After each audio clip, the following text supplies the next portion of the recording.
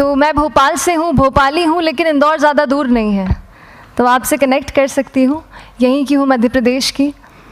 सबसे पहले तो ये कहूँगी कि जैसा मैम ने बताया कि मैंने कैसे शुरुआत की, या स्कूल में थोड़ा सा दिमाग में था, तो हाँ, स्कूल में थोड़ा सा कहीं सोचा था, कहीं शायद पढ़ लिया होगा, कहीं सुन लिया होगा कि नहीं IAS ऑफिसर नाम की कोई चीज़ होती है। लेकिन तब ये भी नहीं पता था कि यार UPSC नाम की कोई एग्ज़ाम है, सिविल सर्विस एग्ज़ाम है, उससे और भी पोस्ट में आप सिलेक्ट हो सकते हैं, ऐसा कुछ नॉलेज नहीं था। जब मैं अपने कॉलेज लेवल में आई, जब कॉलेज में एडमिशन लिया, मैंने भोपाल से ही प्राइवेट इंजीनियरिंग कॉलेज से केमिकल इंजीनियरिंग किया है, और उस दौरान मुझे जब मैंने सोचना शुरुआत की कि क्या बनना है, कंटेम्पलेट किया कि एग्जैक्टली क्या करियर चाहती हूँ, तो लगा कि यार कहीं जो पुरानी ड्रीम थी, एक जो सपना था, वो अभी उसको सामने लाना चाहिए।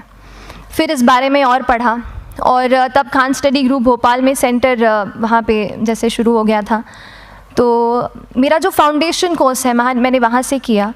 और इस एग्ज़ाम के बारे में जो चीज़ें मुझे 1-2 साल में समझ में आई हैं, वो कुछ चीज़ें मैं आपसे शेयर करना चाहती हूँ।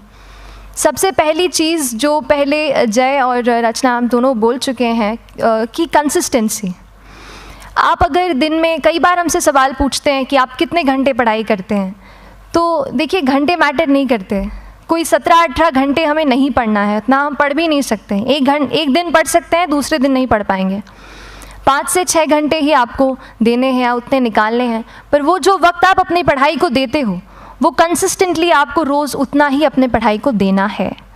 Consistency is the key, that is the first and the most important thing जो आपको ध्यान में रखनी है।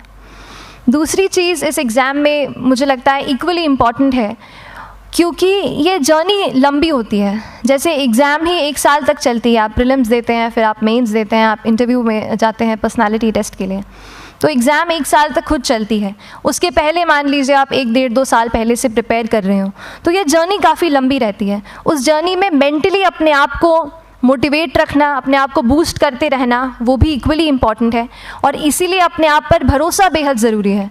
You need to have a faith in yourself कि अगर आपने इसमें कदम रखा है, अगर आपने सोचा है कि आप सिविल सर्विस एग्ज़ाम देना चाहते हैं और देंगे, तो आपको ये ठान के उसमें जाना है कि हाँ, मैं ये कर सकता या कर सकती हूँ। ये एक अपना मोटिवेशन, अपने साथ एक फेथ, बिलीफ अपने ऊपर आपको हमेशा रखना है। कमिंग टू प्रेपरेशन की कैसे तैयारी करनी है, बहुत सारी बातें आप सुन चुके हैं कि आंसर राइटिंग में कैसे करना होता है, आंसर राइटिंग का स्ट्रक्चर कैसा होना चाहिए। तो मैं शुरू में सबसे पहले ये कहूँगी कि मेरे प्रिपरेशन का बेस 2 चीज़ें रहीं। पहला था करंट अफेयर्स। करंट अफेयर्स इसलिए मैंने उसको उसी से शुरुआत की क्योंकि करंट अफेयर्स सबसे इंटरेस्टिंग पार्ट होता है। कई बार आपको हिस्ट्री कभी बोरिंग लगेगी, कई बार आपको लगेगा ज्योग्राफी इतना, कभी हर किसी के अपने अपने फेवरेट्स होते हैं। तो मुझे वो 2 सब्जेक्ट्स लगते थे कि यार इतना मन नहीं करता है, लेकिन न्यूज़पेपर्स और करंट अफेयर्स में जो भी नया चल रहा है वो मुझे हमेशा इंटरेस्टिंग लगता था। इंटरनेशनल रिलेशंस में क्या हो रहा है, क्या सोशल रियलिटीज़ हैं, कहाँ क्या हुआ, उसका क्या इम्पैक्ट पड़ेगा एडमिनिस्ट्रेशन पे और हमारी कंट्री पे, तो उसको आप अपना एक बेस बना सकते हो। आप करंट अफेयर्स बेस्ड प्रिपरेशन कर सकते हैं, इसलिए भी क्योंकि अगर आप मेंस एग्ज़ाम देखेंगे तो काफ़ी डायनामिज्म आ गया है, केवल प्रीलिम्स में नहीं बल्कि जनरल स्टडीज़ पेपर 2, पेपर 3 में भी आप देखेंगे कई सारे ऐसे सवाल हैं जो करंट इवेंट्स से इंस्पायर्ड होते हैं, उन पे बेस्ड रहते हैं। तो जब आप न्यूज़पेपर बेस्ड, करंट बेस्ड पढ़ाई करते हैं तो वो आपका प्रिपरेशन वहाँ से भी कवर हो सकता है। दूसरी जो चीज़ मैंने जिस पे बहुत फोकस किया वो थी आंसर राइटिंग। तो आंसर राइटिंग का जैसे खान सर बता रहे थे कि आंसर राइटिंग की प्रैक्टिस बहुत की, तो उसके पीछे मेरा ये था कि जब मैं हमेशा प्रीलिम्स का कोई भी पेपर टेस्ट देती थी, हम मॉक टेस्ट देते हैं, तो मॉक टेस्ट देती थी तो हमेशा मेरे मार्क्स करीब 90 to 110, 120, इससे ऊपर मेरे कभी मार्क्स नहीं जाते थे। तो मुझे हमेशा ये डर था कि यार प्रीलिम्स में कहीं मेरा कुछ, क्योंकि कट ऑफ भी इसी कुछ रेंज में जाता है, तो हमेशा लगता था कि यार कुछ गड़बड़ यहाँ ना हो जाए।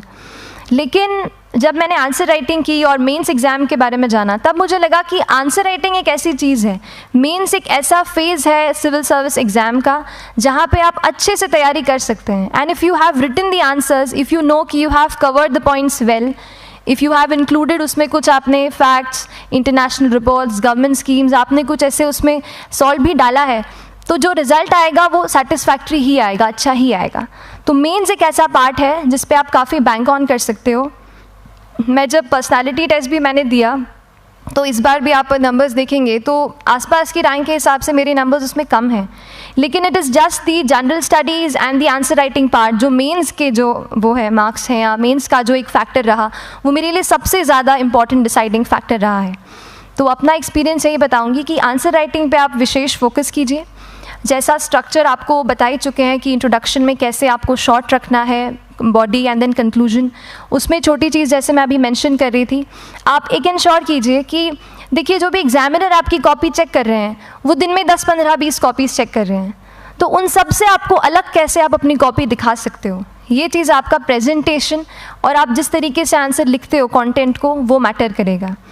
आप इंश्योर कर सकते हैं कि आपके आंसर में कुछ फैक्ट्स, गवर्नमेंट की स्कीम्स, कुछ कमिटीज़ बैठती हैं, जैसे एक प्रिवेसी पे justice BN Shri Krishna committee की रिपोर्ट आई है, तो आप मान लीजिए आपको कोई प्रिवेसी पे सवाल आ गया तो आपने उन कमेटी का नाम कोट कर दिया। ऐसे बहुत सारी कमिटीज़ होती हैं। कुछ इंटरनेशनल रिपोर्ट्स आते हैं, वो आप इनके बारे में लिख सकते हैं। इंडिया का मैप आप बना सकते हैं। मैंने सीख लिया था कि 10-15 सेकेंड्स में कैसे जल्दी से मैप बनाना है और उस पर कैसे पॉइंट कुछ करना है, कुछ लोकेट करना है। तो ये कुछ ऐसी चीज़ें हैं जो आपके आंसर्स को एनरिच करेंगी और प्रेजेंटेबल बनाएंगी।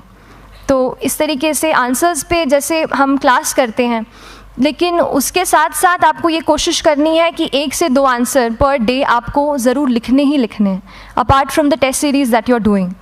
आंसर राइटिंग से 2-3 चीज़ें होती हैं, ना केवल हमारी एक लिखने का हमें समझ आता है हम क्या लिखते हैं कैसा है, पर हमारा कॉम्प्रिहेंशन भी इम्प्रूव होता है। हमें कितना समझ में आया वो भी हमें खुद समझ आता है जब हम आंसर्स लिखते हैं। और इसीलिए आंसर राइटिंग पे आप फोकस कीजिए, 1 से 2 आंसर ज़रूर लिखिए।